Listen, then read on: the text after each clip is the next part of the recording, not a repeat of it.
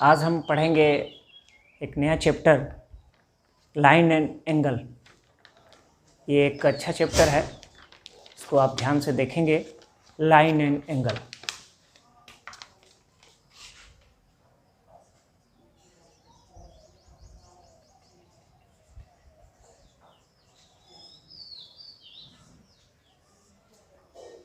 Line और angle में हम जानेंगे कि एंगल क्या है।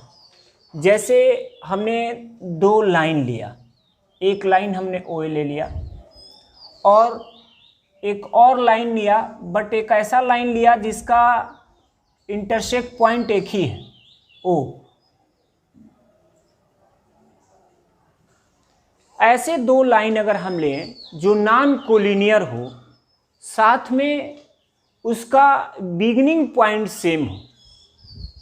नॉन कोलिनियर कहने का सेंस है जैसे यह एक लाइन हुआ और इसी में दूसरी लाइन आपने ऐसे ले लिया, तो अगर ये ज्वाइन करता है, अगर मिलता है, तब भी एंगल बनाएगा।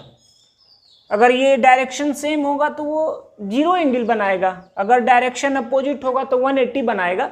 बट अगर हम ऐसे दो लाइन हमने लिया जो नॉन कोलिनियर है और उसमें दोनों का बिगिनिंग पॉइंट सेम है, आप देख सकते हैं दोनों लाइन का बिगिनिंग पॉइंट सेम होना चाहिए, जैसा कि आपने इस फिगर में देखा।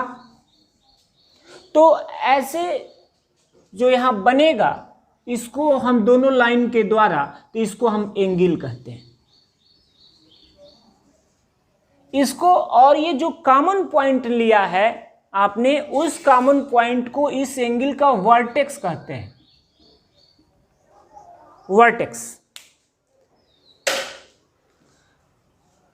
और ये दो लाइन जो लिए हो, इसको हम साइड बोलते हैं, इस एंगल का साइड बोलते हैं। तो एंगल में आपने ये जाना, if two non collinear lines whose common points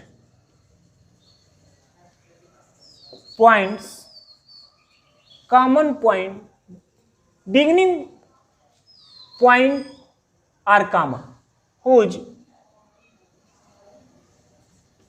beginning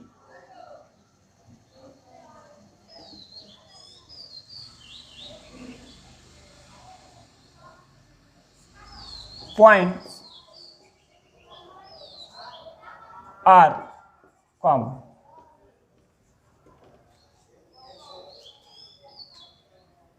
That is called angle. जब दो ऐसे लाइन ले जो नॉन कोलिनियर लाइन हो और दोनों लाइन का बिगिनिंग पॉइंट जो प्रारंभिक बिंदु हो, अगर वो सेम लेते हो, तो उस पे जो आपका बनेगा जो भी डायग्राम, उसी डायग्राम को हम एंगल कहते हैं। आप ये जो आपने एंगल बनाया है, इसका अगर डायरेक्शन ये ओ ए हो गया और ये ओ बी हो गया, ऐसे है, तो यहां आप देख सकते हो कि अगर आप इसको एंगल कहते हो तो यह भी एंगल है, और इसके अंदर वाले पार्ट को इंटीरियर पार्ट बोलते हैं।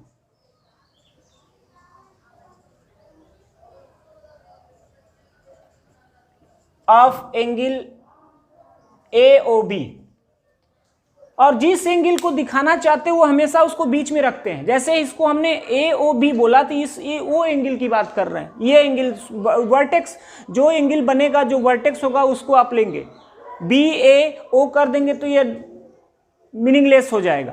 तो यहाँ से आप ऐसे एंगल को आप दिखाएंगे, तो ये इंटीरियर पार्ट बोलते हैं।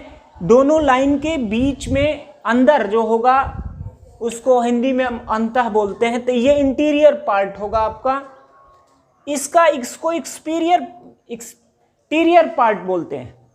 जैसे इसमें जितने भी पॉइंट होंगे उसके कलेक्शन, इस दोनों लाइन के अंदर इसके कलेक्शन आपका इंटीरियर पार्ट होगा, और इसके बाहर जितने भी पॉइंट होंगे उसका कलेक्शन आपका एक्सटीरियर पार्ट होगा। तो इसको आप बोल सकते हैं यह आपका एक्सटीरियर पार्ट है।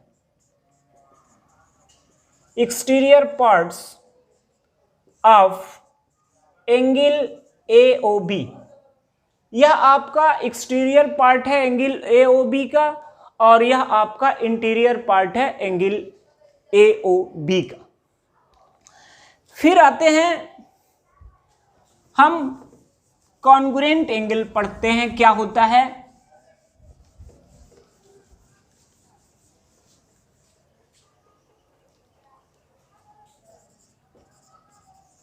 कॉन्ग्रुएंट एंगल,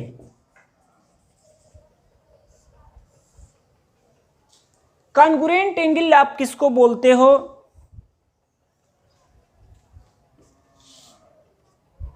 एंगल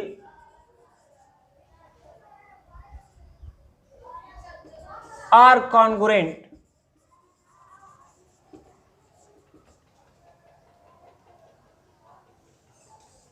जब दो एंगल कॉन्ग्रुएंट होंगे तो वो दोनों, उसका मेजरमेंट जो होगा, एंगल का मेजरमेंट जो होगा वो इक्वल होगा। Angle measurement are same. If angles are congruent then angle measurement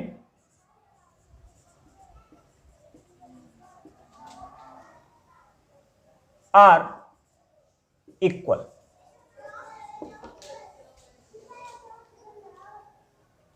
angle measurement उसका इक्वल होगा अगर यह आपका कॉन्ग्रुएंट है। तो जैसे आपने यहां पर ले लिया एक एंगल AOB और आपने एक दूसरा एंगल ले लिया COD, और यह दोनों एंगल अगर इक्वल हैं तो इस एंगल को अगर इस पर हम रखें तो ये पूरा पूरा उसको ढक देगा, एक ही एंगल आपको दिखाई देगा।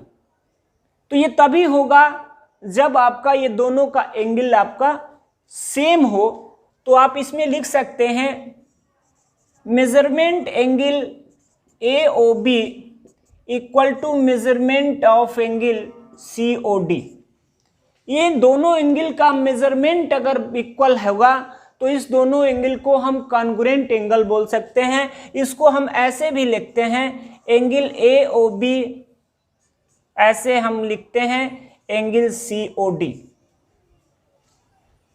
ये O आपने किया तो इसको O डैश कर दीजिए, तो इसको हम O डैश कर ले रहे हैं।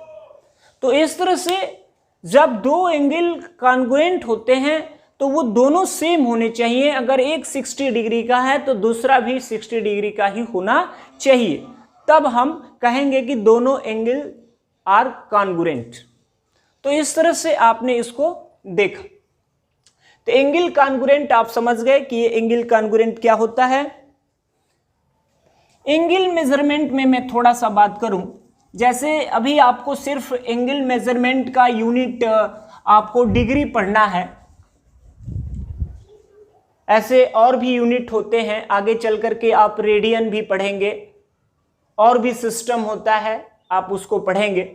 लेकिन हमें सिर्फ एंगल मेजरमेंट में डिग्री यूनिट पढ़ना है। एंगल मेजरमेंट में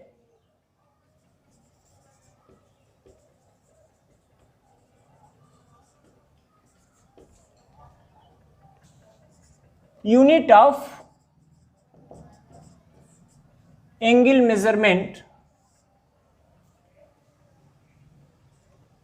इज डिग्री। में डिग्री हमको पढ़ना है, डिग्री।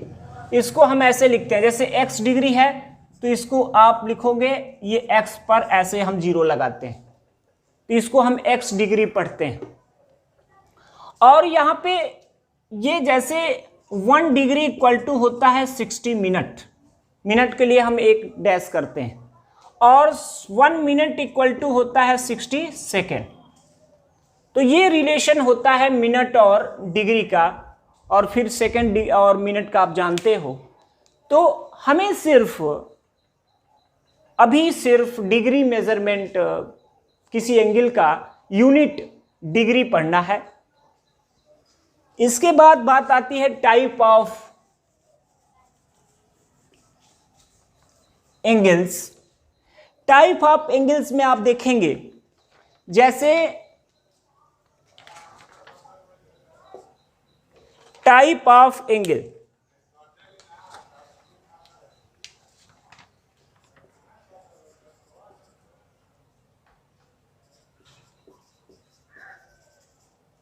टाइप ऑफ एंगल्स क्या है आप देखें, कितने टाइप की एंगल होते हैं उसको हम पढ़ें। फर्स्ट होगा right angle triangle, sorry right angle triangle की बात नहीं कर रहे हैं।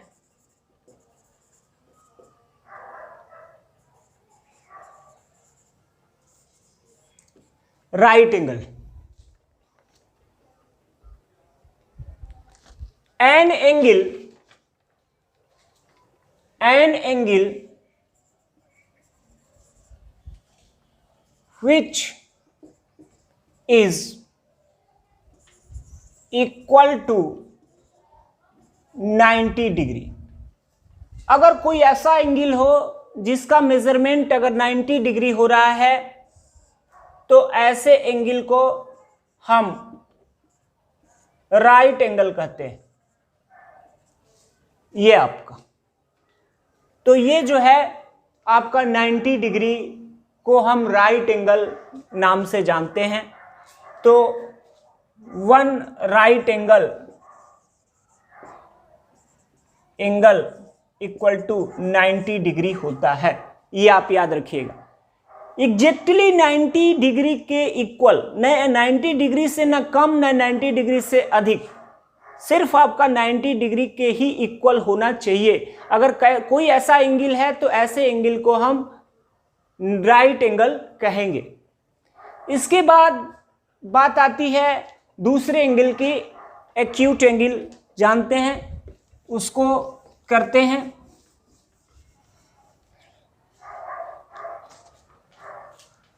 एक्यूट एंगल, एक्यूट एंगल किसको आप बोलते हो? An angle which is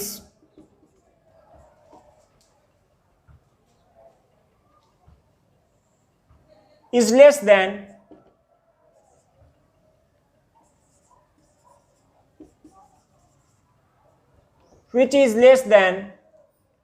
90 degree. जो एंगल 90 डिग्री से छोटा होगा, ऐसे एंगल को हम एक्यूट एंगल कहते हैं।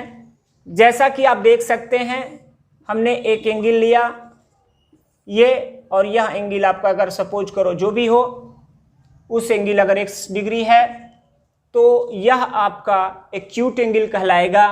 वह आपको जो 90 से छोटा होना चाहिए, 90 डिग्री से इसलेस होना चाहिए, ऐसे एंगल को हम एक्यूट एंगल कहते हैं। तो एक्यूट एंगल के बाद आपका बात आता है ऑब्ट्यूज एंगल। फिर आप देखें ऑब्ट्यूज एंगल क्या होता है।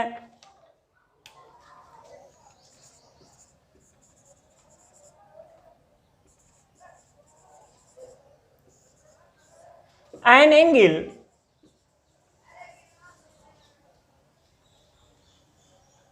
which is greater than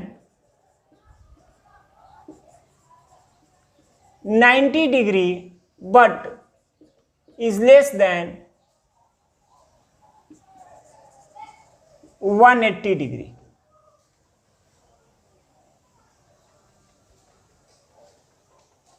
called obtuse angle,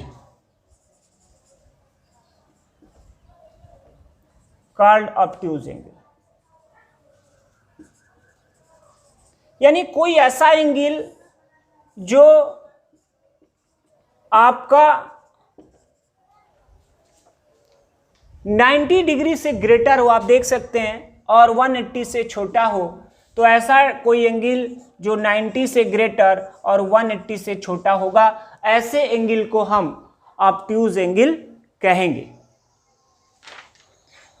इसके बाद हम बात करेंगे ऑब्ट्यूज एंगल के बाद स्ट्रेट एंगल। स्ट्रेट एंगल क्या होता है, आप ध्यान दीजिएगा, ये सारा डिफिनीशन याद रखिएगा, क्वेश्चन में हेल्प मिलेगा। स्ट्रेट एंगल,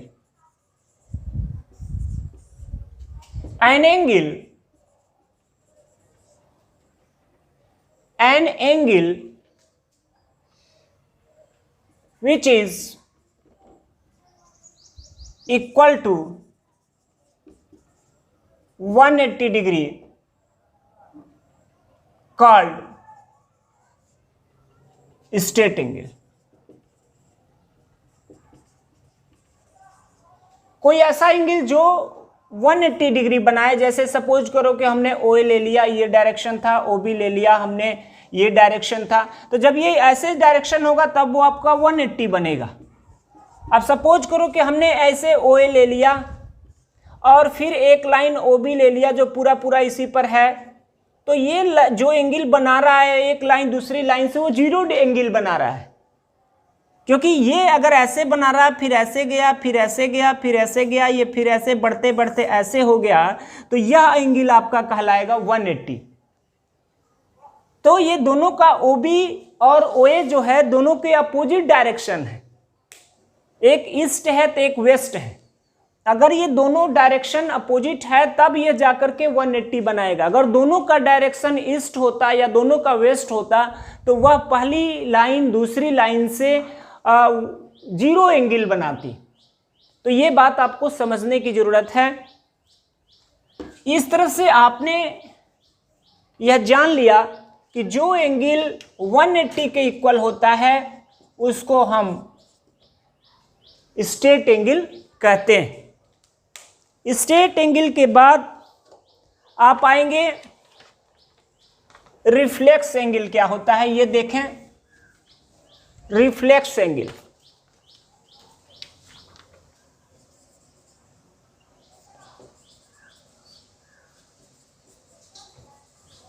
रिफ्लेक्स एंगल क्या होता है ध्यान दीजिएगा। जैसे मान लीजिए कि कोई एंगल आपने ऐसे लिया, ये डायरेक्शन था OA, या B हो गया, तो इस एंगल का इस एंगल को हम इस एंगल का रिफ्लेक्स एंगल कहलाता है। और रिफ्लेक्स एंगल जो है an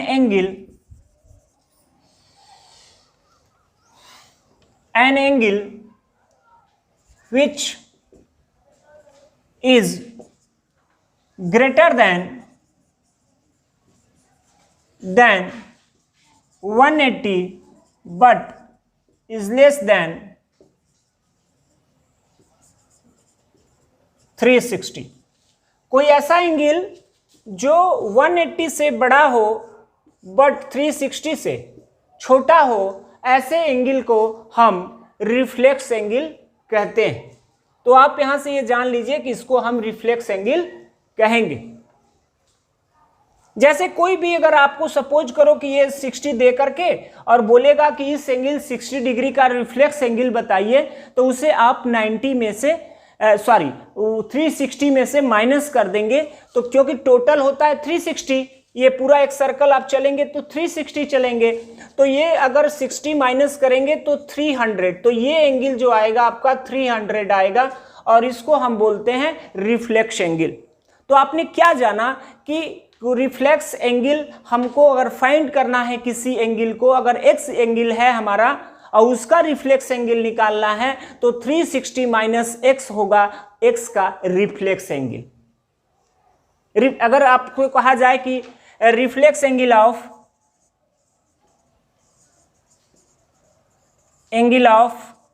एक्स डिग्री, तो क्या आएगा 360 माइनस एक्स, ये आपका एक्स का रिफ्लेक्स एंगल 360 माइनस एक्स आएगा।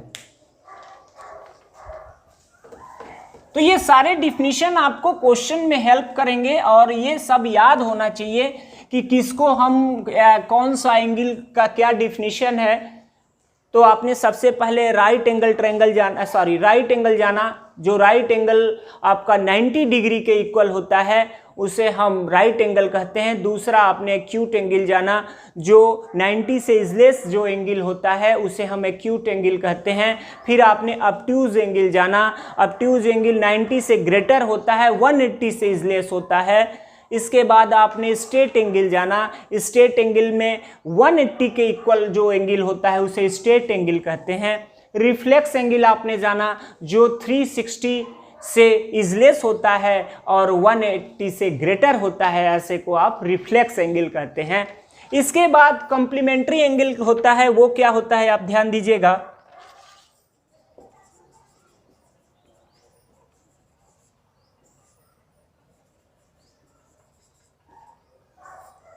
Sum of two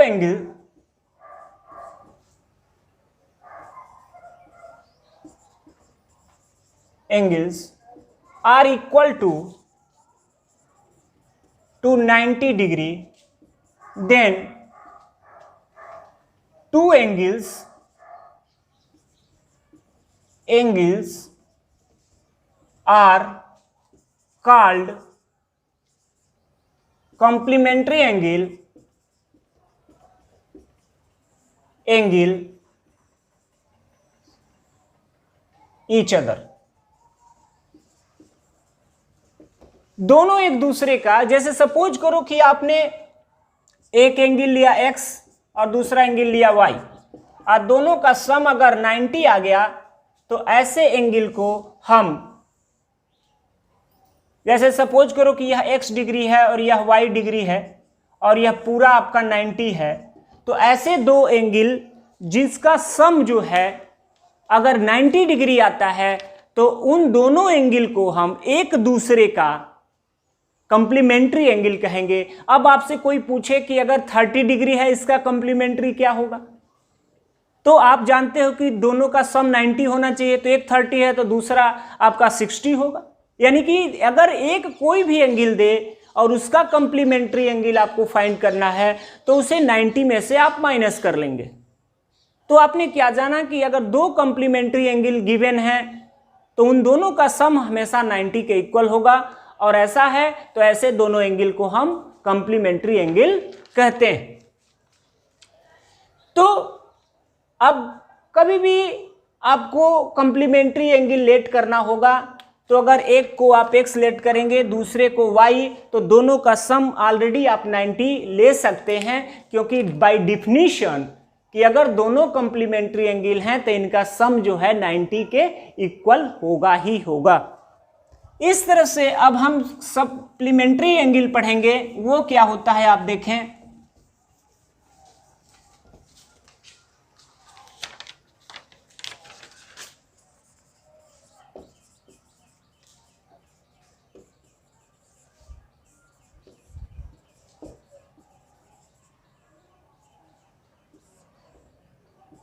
ये क्या होता है, if sum of two angles are equal to 180 degree, then angles are supplementary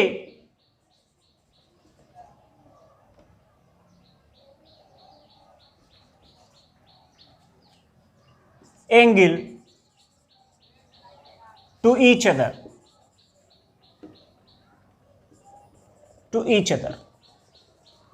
यानी अगर दो ऐसे एंगल लिए जाएं जिसका सम जो है 180 डिग्री हो। सपोज करो कि हमने एक एंगल ले लिया OA,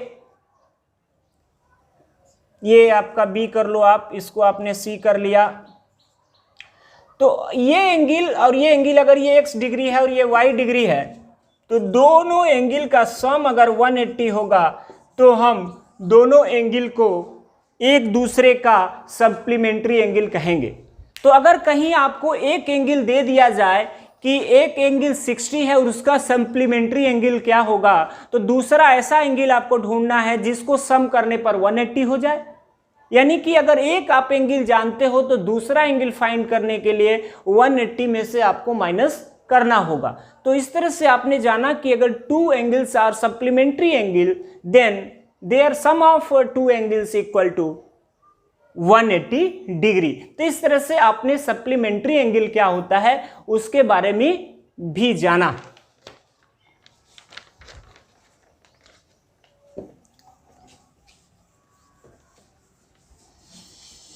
एंगल बाइसेक्टर की बात करते हैं। एंगल बाइसेक्टर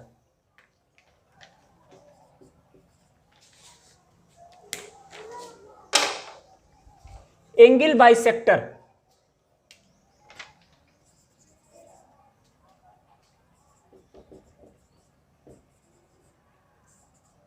ध्यान दीजिएगा, जैसे हमने एक एंगल ले लिया AOB और उसको बीच से कोई एक ऐसा एंगल कोई ऐसा रे लिया, लाइन रे है ये OX, जो पूरे एंगल को इक्वली डिवाइड करे, तो ये एंगल बाइसेक्टर कहलाएगा।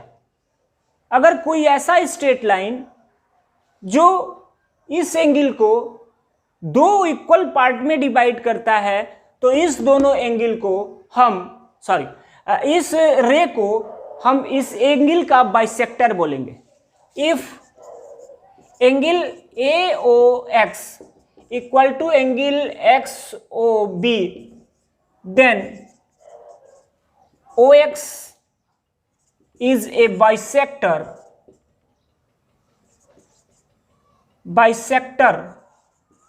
of angle AOB।